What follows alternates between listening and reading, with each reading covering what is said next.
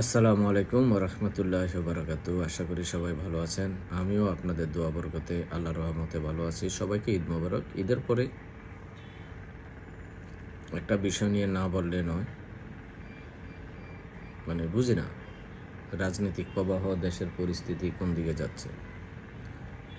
আল্লাহ ক্ষমতা দেয়, ক্ষমতা কেড়েও নেয়। দেশে এত জুলুম অত্যাচার, সেগুলোর দিকে কিন্তু মন নাই। মন শুধু কে কারে রাজনৈতিকভাবে দমায় রাখবে, কে কারে মারবে, কে কারে কাটবে, কে কার সম্পদ খাবে, কে কাকে হেনস্থ করবে, শুধু এই চিন্তাই আছে সবাই। যে না, দেশের উন্নয়ন কিভাবে হবে। সাবেকরা যেভাবে করে গেছে, মাঝখান দিয়ে আবার একটা স্থবিরতা ছিল, এখন আমরা আসছি একটা নির্বাচিত সরকার, আমরা সেটাকে বিদ্যুৎ গতিতে নিয়ে যাব, এরকম কোনো পরিকল্পনা একটাই, কে কারে মারবে, কে কারে ধরবে, কে কারে খাবে, শুধু এই চিন্তা। খাই চিন্তা আছে। এখন দেখতেছি কোনো ব্যবসা বড় না, রাজনীতির ব্যবসার উপরে আর কোনো ব্যবসা নেই। তাই আমাদেরও হয়তো চিন্তা করতে হবে যে রাজনীতি করব, আর কি করার আছে।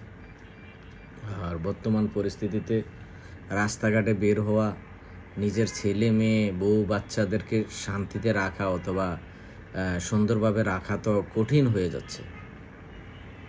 আজকে তেলের দাম, কালকে গ্যাসের দাম, পরশু কারেন্টের দাম, এখন শুনছি ৭৬ না ৭৫ ইউনিটের পরে দ্বিগুণ দাম দিতে হবে।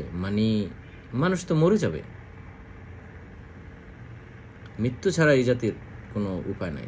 বড় লোকটা শুধু বড়ই হবে, প্রকৃত আপনার সবার কাছে হাত পাততে পারবে, কিন্তু মধ্যসত্ত্বরা কোথায় যাবে?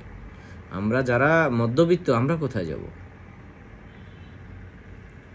তো সরকার মহাশয়, আপনার কাছে অনুরোধ, আমাদের দিকে একটু তাকান। মধ্যসত্ত্ব যারা আমরা মধ্যবিত্ত, তাদের দিকে তাকান। গরিব আর বড় লোকের দিকে তাকাইতে হবে না। শুধু মধ্যবিত্তদের দিকে তাকাইলে গরিব আর বড় লোকের শ্রেণীবিন্যাস এমনিই সুন্দর হয়ে যাবে। কারণ মধ্যবিত্তরা কারো টাকা আত্মসাৎ করে মধ্যবিত্ত থাকে না। মধ্যবিত্তরা কারো কাছে হাত পাততে পারে না। মধ্যবিত্তরা সঠিকভাবে চাকরি করে, টুকটাক ব্যবসা বাণিজ্য করে চলে, এটাই মধ্যবিত্ত, আর কিছু না। ধন্যবাদ সবাইকে।